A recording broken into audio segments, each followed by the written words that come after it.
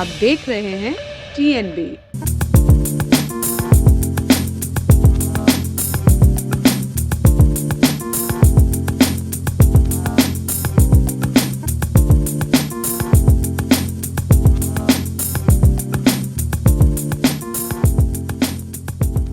नमस्कार, TNB में आपका स्वागत है।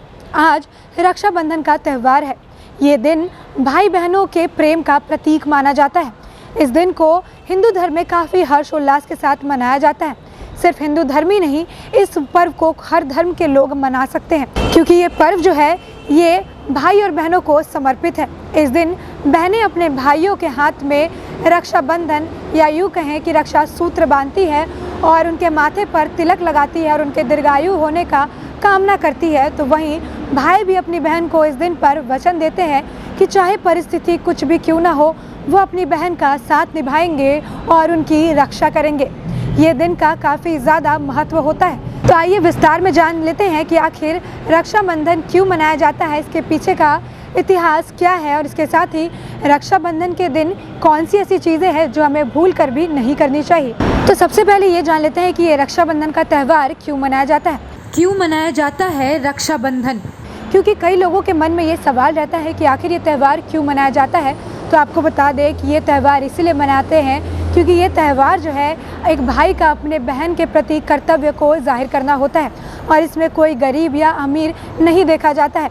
इसे हर धर्म के लोग मना सकते हैं और इस धर्म में भाई अपनी बहन के लिए अपने कर्तव्य का निर्वाह करता है और अपनी बहन से इस दिन जो है वादा करता है कि चाहे परिस्थिति कुछ भी क्यों ना हो जाए, वो अपनी बहन की सहायता करेगा, वो अपनी बहन की रक्षा करेगा। वहीं जब बहन अपने भाई के हाथों में रक्षा सूत्र बांध रही होती है तो वो अपने भाई के लिए भगवान से कामना करती है कि उनके भाई को दीर्घायु हो और उनके भाई को दुनिया की हर खुशी नसीब हो। तो ऐसे में ये त्यौहार काफ़ी ज़्यादा हर्षोल्लास के साथ मनाया जाता है और इस त्यौहार को काफ़ी पावन माना जाता है। और ये एक बहन अपने भाई के प्रति प्यार को व्यक्त करती है तो एक भाई अपनी बहन के प्रति कर्तव्य को व्यक्त करता हुआ नजर आता है। इससे जुड़ी कहानी है जो काफ़ी ज़्यादा प्रसिद्ध है और वो है भगवान कृष्ण और द्रौपदी की।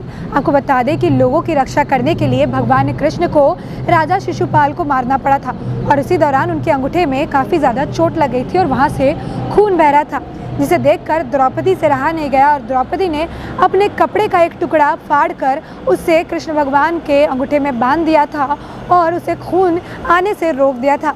जिसे देखकर भगवान कृष्ण ने द्रौपदी से वचन दिया था और कहा था कि मैं तुम्हारे साथ भाई बहन वाले रिश्ता निभाऊंगा और जब तुम्हें मेरी ज़रूरत होगी तब मैं तुम्हारे पास ज़रूर आऊँगा और तुम्हारी मदद ज़रूर करूँगा।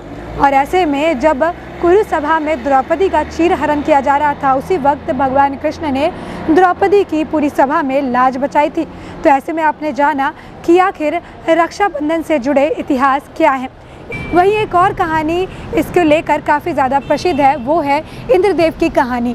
दरअसल भविष्य पुराण में लिखा हुआ है कि जब असुरों के राजा बलि ने इंद्रदेव पर आक्रमण किया था तो उस वक्त इंद्रदेव को काफ़ी ज़्यादा क्षति पहुंची थी, जिसके बाद उनकी अवस्था को देखकर उनकी पत्नी से रहा नहीं गया और उनकी पत्नी भगवान विष्णु के पास गई थी और उनके इस समस्या का समाधान निकालने को कहा था। तभी भगवान विष्णु ने उनके हाथ में एक सूता दिया था और कहा था इसे जाकर अपने पति के हाथ में बांध दो।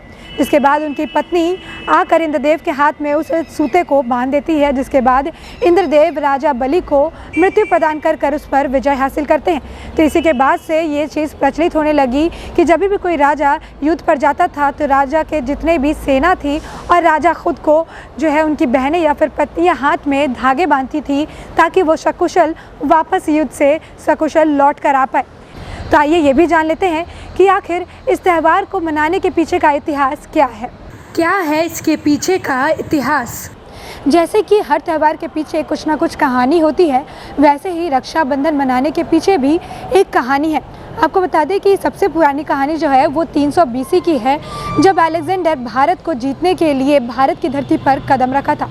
उस वक्त वहाँ पर पुरु राजा का काफ़ी ज़्यादा बोलबाला था। ऐसे में जब अलेक्जेंडर अपनी पूरी सेना के साथ भारत पर धावा बोल रहे थे तो उसी दौरान अलेक्जेंडर की पत्नी को रक्षाबंधन के महत्व के बारे में पता चला।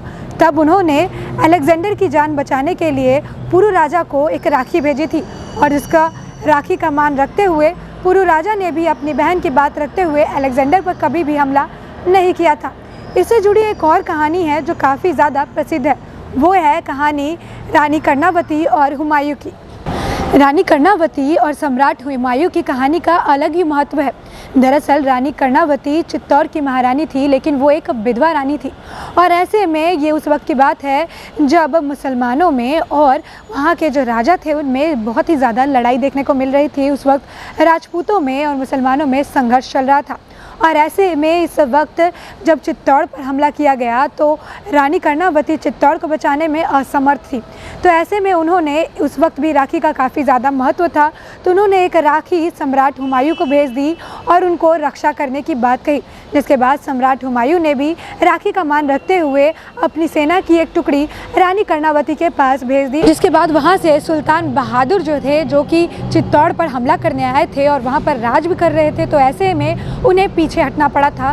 तो ऐसे में एक राखी के वजह से उन्होंने, रानी कर्णावती ने पूरे चित्तौड़ को बचा लिया था। इसी के साथ अब आप ये भी जान लीजिए कि रक्षाबंधन के दिन कौन सी ऐसी चीज़ें हैं जो हमें नहीं करनी चाहिए। तो क्या ऐसी चीज़ें हैं जो हमें रक्षाबंधन के दिन नहीं करनी चाहिए? सबसे पहले रक्षाबंधन के दिन भद्रा का जो काल होता है, उस काल में ना ही रक्षाबंधन बांधनी चाहिए, ना ही राखी बंधवानी चाहिए। और इस बात का पूरा ध्यान रखना चाहिए कि जब ये समय कट जाए उसके बाद ही बहनें अपने भाइयों को राखी बांधें।